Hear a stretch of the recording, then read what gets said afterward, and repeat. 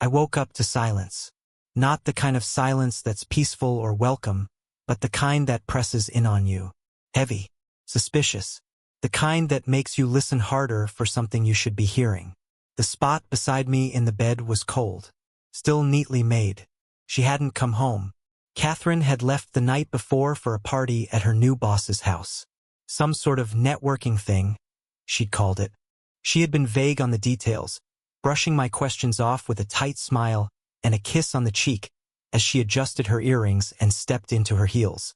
"I won't be too late," she'd said, grabbing her purse and phone. Just making an appearance. But not too late had turned into not at all. I must have checked my phone a dozen times throughout the night. No texts, no missed calls. Just the quiet glow of the screen confirming what I already knew. She hadn't reached out. Not even once. Around 1 a.m. I convinced myself not to panic. Told myself she must have crashed at a friend's place. Maybe someone had too much to drink. Maybe she didn't want to drive. Maybe she forgot to text. That wasn't like her, but people make mistakes. I tried to believe that. I tried to sleep, but I kept waking up, my mind gnawing at itself, turning over every small interaction from earlier that day. Every little look, every moment that didn't sit quite right. It was almost 7 a.m. when I heard the sound. A car engine. A soft, distant rumble that quieted as tires crunched onto the gravel outside our driveway. I pulled the curtain back just enough to see through the sliver between the blinds. And there she was. Catherine stepped out of the back seat of a yellow cab, barefoot, holding her heels in one hand and something in the other I couldn't quite make out. She paused at the edge of the driveway, glanced up at the house, then turned to say something to the driver. I couldn't hear the words, but she smiled calm, composed, even graceful, like she hadn't just spent the night God knows where. Her dress, the same slate blue one she wore to the party, was wrinkled and loose in spots, hanging off one shoulder like it had been tugged. There was a man's blazer draped over her arms. Black, too large, clearly not hers. She had no purse, just the heels in one hand and a hard, narrow case in the other. A glasses case, not the one I'd ever seen her use. And then I saw it. As she brushed her hair behind her ear, the collar of the blazer shifted just enough to reveal a mark on her neck. A deep red smear against pale skin. Obvious. Fresh. It wasn't the kind of mark a necklace makes. It wasn't accidental. She moved slowly across the walkway, not rushing, not sneaking. Like she had rehearsed this in her head, calculated every step to make it look normal. She opened the front door like it was just another morning. "Hey," she said, smiling as she closed it behind her. "Sorry. I didn't want to wake you when I got in." I stood in the kitchen, frozen. She kicked off her shoes and dropped the glasses case on the counter next to her keys. Party ran way longer than I expected. My phone died, should have brought a charger. Total rookie move. Her voice was too casual, too measured. "Where were you?" I asked finally. I hated how small my voice sounded, like it didn't belong to me. She let out a soft laugh as she walked past me, unbothered. "I told you, it was that company thing. My new boss throws these wild parties. You would have hated it, super loud, super corporate. Half the people were networking like their lives depended on it." I watched her closely, searching for cracks. "You stayed the night?" "Yeah. It got too late to drive, and I didn't want to risk it." She glanced at me over her shoulder. "I crashed on one of the guest beds. Totally harmless. Didn't mean to worry you." The words slid out of her mouth so smoothly, like they had been sitting there, fully loaded and ready. I nodded, not trusting myself to say anything. My eyes drifted to her left hand. No rings. The wedding band, the simple silver stack she always wore, even to bed, was gone. I stared at her bare fingers, and she noticed. Her expression didn't change. "Oh, I took them off because they were annoying me. My hands got kinda swollen. You know how that happens when I drink." She turned to head toward the bathroom, still calm, still in control. "I think I left them in my purse," she added casually. But her purse wasn't with her. She hadn't walked in with one. I didn't say anything. I just stood there, listening to the sound of the shower start. Hot water hit tile, echoed off walls. She started humming, something slow and tuneless, like she was already moving on from whatever just happened. My eyes fell to the glasses case she'd dropped on the counter. It was sleek, black and unfamiliar. I picked it up. Heavy. Definitely not hers. Inside, a pair of square-frame reading glasses with gold trim. Men's.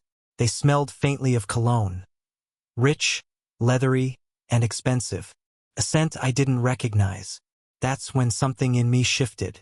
It wasn't a dramatic moment. No thunder. No lightning bolt. Just a quiet, internal click. The sound of something locking into place. For months, there had been small things. Subtle shifts. Questions that I'd never fully asked out loud. She'd always been able to smooth things over. A laugh. A touch on my arm. A reason that almost made sense. But this wasn't small. This wasn't something that could be laughed off or filed under weird coincidence. She came home in a stranger's clothes, without her rings, barefoot, marked, and carrying a piece of someone else's life. And she expected me to believe it was just a party. I stood in the kitchen long after the shower stopped, staring at the glasses on the counter, listening to her footsteps upstairs, hearing drawers open and close, the sound of her moving through the house like she still owned it.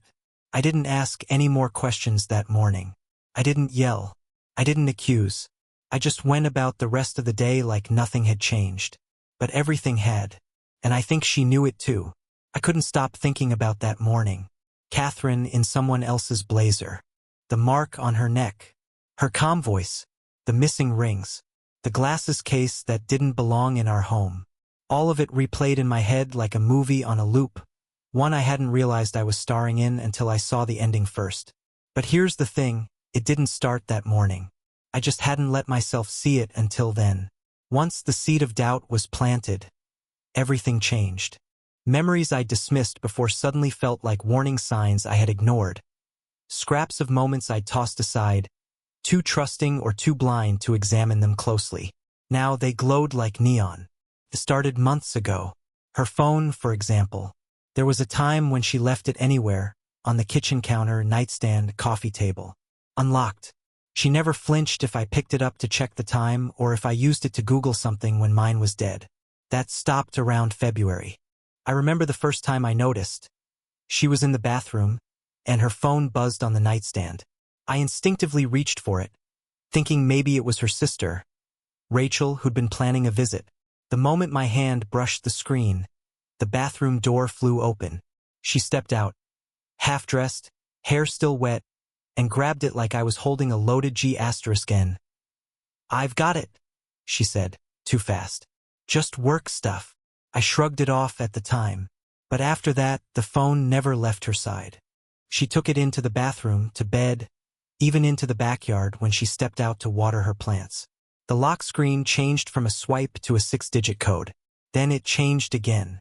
I only noticed because she used to unlock it without thinking, and now her fingers slowed down each time, like she had to memorize something new. It became reflexive. The way she tilted the screen away from me, the way she turned the volume down so I couldn't hear notifications, the way she smiled at messages without sharing them. Once or twice, I caught her swiping something away quickly when I entered the room. She'd just laugh and say, "God, the group chat is out of control again." But she never said which group chat or what was so funny. Then there were the work dinners. Catherine had always been driven, but over the last year, her ambition became something else entirely. Promotions, late nights, back-to-back team retreats that seemed to pop up without warning. At first, I was proud. She was getting noticed climbing the ladder. But after a while, the celebrations began to feel off. The dinners were always last minute.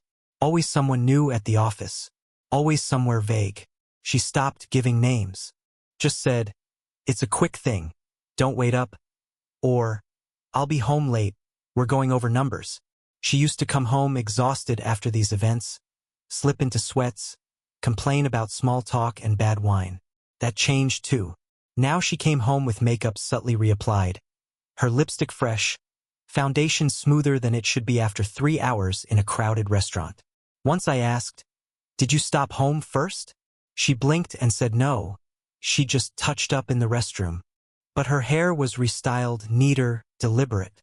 I didn't know many restaurants with a full vanity mirror and time for detail work. I noticed other things too. Once, her coat smelled faintly of cologne.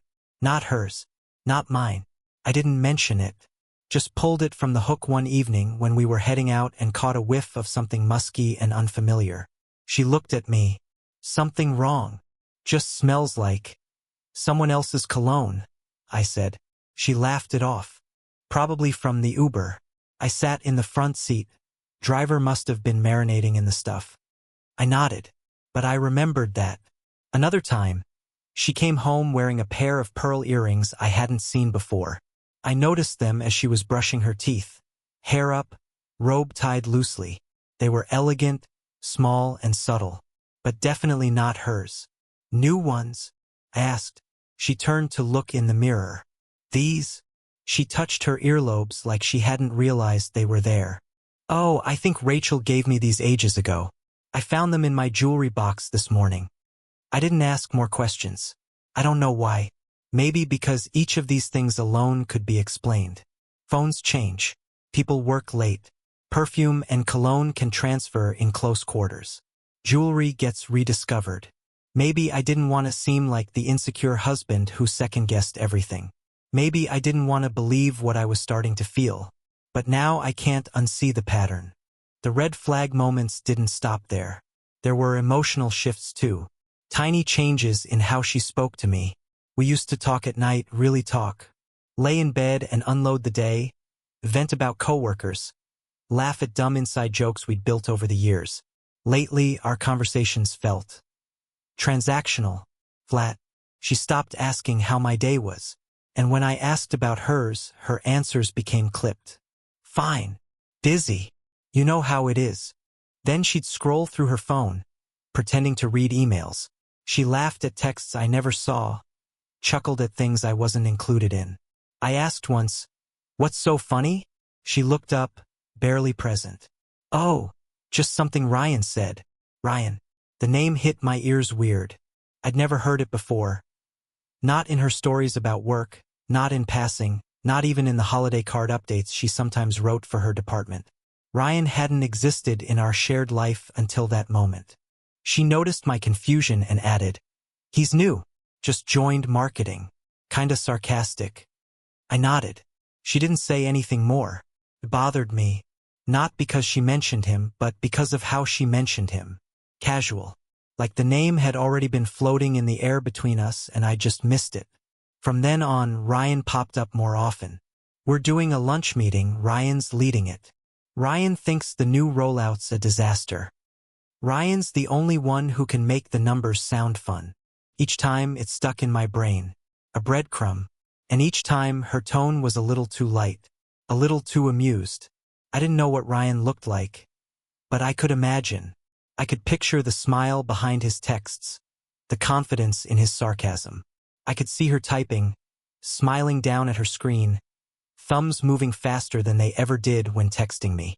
It wasn't until last week that I saw the first real clue. She was in the shower. Her phone buzzed on the nightstand. Just once. No name, just a preview of the message. Still thinking about last time. You wore me out. No name, no emoji, just those words. I stared at the screen until it locked again. I didn't touch it. Didn't need to. My heart was already hammering. When she came back into the room, wrapped in a towel, she glanced at the phone, then at me. "What?" she asked, a little too casual. "Nothing," I said. "Just thinking." She smiled. "You think too much." Maybe I did. But now I was starting to think clearly. And everything pointed in one direction. I didn't confront her. Not yet. I needed more than suspicion. I needed more than memory.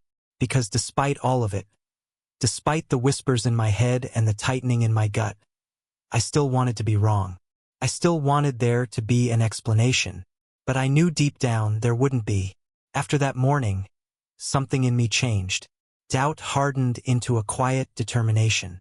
I'd lived for months in a fog of hunches and half-glimpsed truths. Now I needed to know. Not think.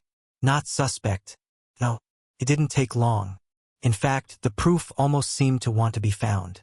That same afternoon, while Catherine was in the shower again, I went to grab my jacket from the hallway closet. Her work bag was sitting just inside, the flap hanging open, as though it had been tossed there in a rush. A folded piece of paper stuck out of the inner pocket, crisp, fresh, and thick like a receipt or reservation slip. I shouldn't have looked. I told myself that even as my fingers closed around it. But curiosity, dread, and some grim instinct moved me anyway. It was a receipt, printed in neat black ink. Evergreen Lake Cabins, Tacoma. 2 nights, 1 cabin. Check-in date 3 weeks ago. The same weekend she told me she was crashing at Melissa's after a girls' night. The line item below the total read, guests 2. I felt my throat go dry. I stared at the receipt until the numbers blurred. Then I folded it back up, slid it into my pocket, and closed the closet door. My pulse was loud in my ears. The house felt like it was leaning in on me. When Catherine came out of the bathroom, her hair wrapped in a towel, she smiled like nothing had changed. "I'm starving," she said. "Want me to make something?" I forced a smile. "Sure." But my mind was already moving. I waited until she left for yoga that evening. Then I sat at the kitchen table with her phone, which she'd left charging on the counter. A rare slip. It was locked, of course. But months ago, before the password started changing, I'd memorized the first 6-digit code she'd ever used. Out of habit. I tried it. It worked. Her home screen was deceptively clean: email, weather, calendar, a handful of apps. No obvious trails. But the Messages app told a different story. At the top of the list, Ryan. I opened the thread. My heart pounded as the text scrolled up and up. Hundreds of them. Weeks worth. Playful banter at first. Inside jokes about coworkers. Complaints about the office. Then it shifted. Slowly. "Ryan, you looked incredible today. That dress." "Catherine, stop. Someone's going to see us." "Ryan, let them. You're worth it." My stomach turned. Further up, another message. "Ryan, cabin's booked. Nobody will bother us there."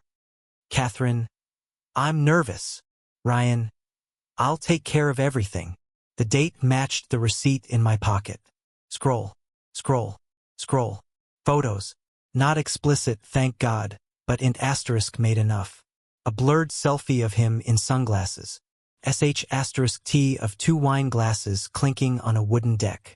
A reflection of her hand in the window glass, recognizable only because of the ring she usually wore, missing here. Then one that made my breath stop. A picture of the lake at dusk, captioned by Ryan. "Best weekend ever. Can't wait for next time." No denial. No ambiguity. I locked the phone and set it back on the counter, my hands trembling. This was it. The proof I had dreaded and needed at the same time. For a moment, I felt strangely calm, like standing at the eye of a storm. All the fragments I'd been collecting in my head, late nights, cologne, earrings, smiles at messages I never saw, snapped together into a single, undeniable picture. It was almost a relief. I sat there until I heard her key in the door. She came in flushed from yoga, hair slightly damp, a faint scent of perfume on her neck that didn't match the one she'd worn in the morning. She smiled at me like nothing had shifted. "Hey," she said, dropping her mat in the corner. "You okay? You look pale." I nodded. "Just tired." She leaned over to kiss my cheek. I stiffened but didn't pull away.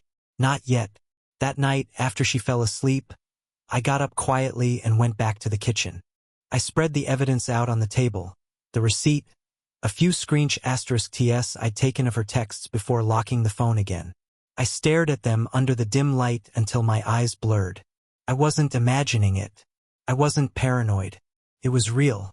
Part of me wanted to wake her right then, to throw the receipt at her, shove the phone under her nose, demand an explanation she couldn't possibly give. But another part of me, quieter, steadier, told me to wait, to be deliberate, to be careful. I slid everything into a plain manila envelope, sealed it, and hid it in my desk drawer. Then I went back to bed, lying next to her as she slept, her breathing slow and even, her face relaxed like someone who had nothing to hide. I stared at the ceiling until dawn. The next day I started digging. Not emotionally, logistically. I checked our shared credit card account online. More charges appeared, restaurants in parts of town she rarely visited, hotel bars, a boutique spa near Tacoma. Some under her name, some under his. Small amounts, but patterns. I pulled the GPS history from our car. Her routes lined up with the charges. Days she'd claimed late meetings were the same days the car had been parked for hours in a public lot 2 blocks from a building Ryan's LinkedIn page listed as his apartment. It was like watching someone else's life superimposed over mine. I even went back through old photos on my phone, vacations, family gatherings. In more than one, Catherine's expression now looked different to me. Distant, preoccupied. Was Ryan already in her life back then? Was there always someone? The more I found, the less it felt like discovery and the more it felt like excavation. Unearthing a truth that had been buried under layers of small lies. By the end of the week, the envelope was thick. Receipts, GPS logs, *TS, printouts of texts. I wasn't just collecting evidence anymore. I was building a record. I didn't tell anyone. Not yet. Friends, family, they still thought we were solid. They still asked when we were going to take that trip we'd been planning, when we were going to start a family. I smiled, nodded, gave vague answers. All while the file in my desk drawer grew heavier. Each night I lay awake next to her, listening to her breathe, feeling the space between us stretch further and further until it felt like we were on opposite ends of a bridge that had already collapsed. One evening, she came home late again, humming softly as she put her keys down. She looked at me sitting at the table and tilted her head. "You're quiet lately," she said. I looked at her, really looked at her. Hair falling just so, makeup immaculate, smile easy. A stranger wearing my wife's face. "Just tired," I said again. Inside, though, the decision was already forming. I had the proof. Now it was only a question of what to do with it. I didn't sleep much after that. Most nights, I'd lie in bed with my eyes open, staring at the ceiling while Catherine slept beside me, breathing softly like nothing was wrong. And maybe, to her, nothing was. Maybe she'd built her own version of reality. One where secret cabins and flirtatious messages existed parallel to our marriage, without ever really touching it. But I couldn't live in that version anymore. I didn't tell her what I knew. Not yet. Instead, I shifted gears, quietly, methodically, like someone preparing for a storm no one else could see. It wasn't about catching her anymore. I had what I needed. Now it was about protecting myself. About building a wall between my heart and the wreckage to come. The first thing I did was buy a separate external hard drive. I copied everything. *TS of her texts with Ryan. A scanned copy of the cabin receipt. Bank statements, phone logs, GPS data from her car's navigation history. Even photos, ones she had posted publicly that didn't make sense in hindsight. Ones she took at team dinners that had only 2 wine glasses on the table, not 6. I organized it all into folders, each one dated, labeled, color-coded. Tacoma trip. Work dinner April 9th. Ryan messages. Discrepancies. It sounds obsessive. Maybe it was. But it gave me structure. And when your world is collapsing around you, structure is a form of survival. I opened a private email account and backed everything up there too, in case the hard drive somehow disappeared. I even printed a few key pieces and stored them in an envelope at my office, taped to the bottom of my desk drawer. Every move I made was quiet, careful, calculated. By the end of the week, I knew more about my wife's movements than she probably realized herself. I also started tracking her mood. There were days she came home glowing, smiling for no reason, humming a song under her breath, floating through the kitchen like she was in a romantic comedy. Those nights, she'd touch my arm more often, laugh at my jokes even when they weren't funny. I always knew when she'd seen him. I could feel it radiating off her. And then there were the other days, distracted, irritable, short-tempered. Those were harder to pin down. Sometimes I wondered if they were post-guilt spirals. Other times, I imagined her trying to juggle two separate realities, struggling to hold the edges together. But even as I quietly tracked her movements, I began working on mine. I set up a consultation with a divorce attorney, not to file yet, just to ask questions. I made sure it was outside of our area code, somewhere she'd never hear about. I told work I was taking a long lunch, drove an hour across town, wore sunglasses and paid cash for parking like I was walking into a spy movie. The attorney's office was colder than I expected. Everything glass and chrome and sharp corners. The lawyer herself was brisk, efficient, not unkind but not gentle either. She reviewed my notes, flipped through the printed screen *TS without a word, and finally said, "You've already done most of my job for me." I didn't feel proud hearing that, just tired. She walked me through what to expect: financial separation, property division, timing, strategy. I asked about protecting myself, about the potential fallout if Catherine tried to contest anything. She nodded, tapping her pen against her notebook.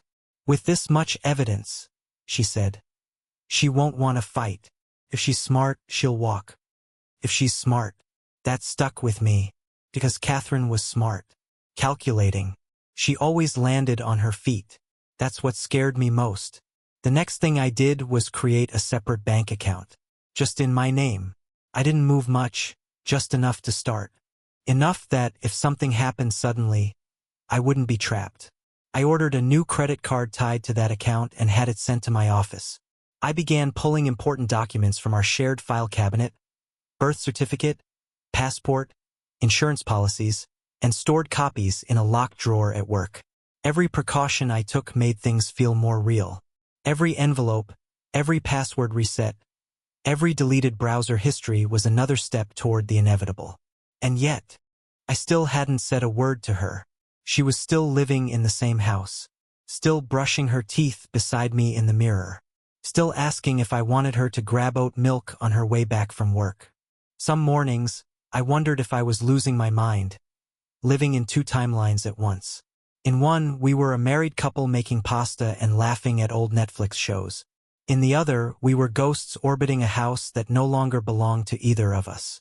But that feeling never lasted long, because every time I looked at her phone turned face down on the table, or saw her smile at a text she didn't share, I remembered. I remembered the receipt, the texts, the missing rings, the picture of the lake. There was no going back. She mentioned Ryan again the following weekend. We were sitting on the patio, eating takeout, and she was talking about a marketing campaign her team had apparently botched. "I swear, if Ryan hadn't stepped in, the whole launch would have gone off a cliff," she said, casually sipping her wine. She wasn't even trying to hide it anymore. I studied her for a second, trying to see something: remorse, hesitation, a crack in the performance. Nothing. Just calm confidence, like she'd rewritten the script and assumed I'd forgotten the first draft.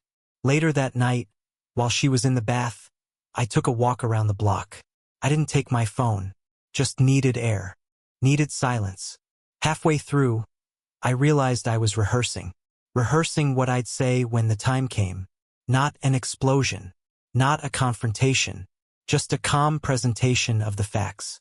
A quiet dismantling of the world she thought she'd built. Because when it came down to it, I didn't want revenge. I wanted truth. I wanted release. The moment finally came the next morning, when I found a second receipt in her bag. Different location, same pattern. A cozy rental tucked outside of town. Another team event that just happened to match the same weekend she'd told me she was out of town visiting her aunt. The receipt listed 2 guests again. Same handwriting, same font, same lies. I held it in my hand like it was the last piece of a puzzle I never asked to solve. I didn't cry. I didn't rage. I just stopped. Stopped pretending this was salvageable. Stopped pretending I didn't know what came next. That night, after she went to sleep, I opened my laptop and began typing. A document, titled simply, Timeline, date by date, lie by lie, a full breakdown of everything, cross-referenced, cited, a map of the fall. It wasn't for her. Not really. It was for me, so that when the dust settled, I'd remember how I got here. So I'd never let someone rewrite history on my behalf. By the time I finished, the sky outside had turned a soft, aching gray. I closed the file, exhaled, and for the first time in months, I felt something like clarity. Tomorrow, I would start packing her things. I packed her things on a Sunday. The house was quiet. Catherine had gone to a brunch with a few of her coworkers, or so she said. I didn't ask who. I didn't need to. I knew what these outings were now. Blurry shadows cast over our marriage, each one another stitch in the fabric of someone else's life she was weaving. I moved room by room, starting in the bedroom. Her side of the closet was full of blouses still tagged from department stores I'd never seen her visit. Shoes she never wore around me. A silk robe that wasn't her usual style. It smelled faintly of something unfamiliar. Amber, musk, expensive. I didn't linger. I didn't hold things or cry over them. I folded everything carefully, quietly, as though I were helping a stranger pack for a trip I wouldn't be part of. The drawer of her nightstand was harder. I found a small stack of old birthday cards I'd written her. Kept, maybe out of guilt or just forgetfulness. I skimmed one. You're my home. Always. That line stung more than the rest. I set them aside and moved on. In the bathroom, I gathered her products into neat rows: foundation, perfume, the gold-handled brush she always used in the morning rush. Her earrings went into a jewelry box I had once bought her for our 3rd anniversary. A small card still sat inside, tucked beneath the lining. To many more mornings together. I taped it shut without another look. The last things I packed were her keepsakes from the bookshelf. Books she never finished. Trinkets from trips she took with friends. A candle she bought in Denver during a conference I never attended. For a moment, I stared at it, lavender and sage, and wondered who had been on that trip with her. Eventually, I stopped caring about the answers. When I was done, I placed the sealed boxes in the center of the living room. I didn't hide them. I wanted her to see them the moment she walked in. The silence in the house felt different now. Less empty, more deliberate. A silence that waited. I sat on the couch and waited, too. She came home just after 4 p.m. Keys jingling in her hand, humming something light. Her heels clicked across the tile. Then they stopped. She saw the boxes. There was a pause, just a second or two. But I saw it. That brief flicker in her eyes, like a glitch in her expression. She didn't ask what they were. She already knew. She placed her bag on the counter slowly, as if giving herself time to rearrange her reaction. Then she looked at me. "What is this?" she asked softly. I didn't answer. I stood up and handed her the envelope. Inside was everything. A letter I had written the night before. Not angry, not cruel, just honest. The timeline. A printout of her messages with Ryan. Copies of both cabin receipts. A photo of her standing outside the second rental, blurred slightly, taken from a distance by a private investigator I hired after the second lie. Her eyes scanned the first few pages. Then her hands dropped to her sides. "You went through my things," she said. Not accusing, just stunned. "You left the truth lying around," I replied. "I just stopped pretending not to see it." She said nothing for a long time. Her face, always so composed, wavered. Her mouth opened, but no words came. Finally, she sat down on the edge of the couch, envelope resting in her lap like it weighed 100 pounds. "I didn't mean for it to go this far," she whispered. I nodded slowly. "But it did." She looked up at me then, eyes red, not quite crying. I wanted to stop. I just didn't know how. I sat down across from her, the coffee table between us like a border. "You had chances," I said. "More than once." "I know." Her voice cracked then, just a little. She looked down at her hands. They were bare again, no rings. I didn't even bother asking where they were this time. "Is this it?" she asked. "Yes," I said. "It's over, Catherine."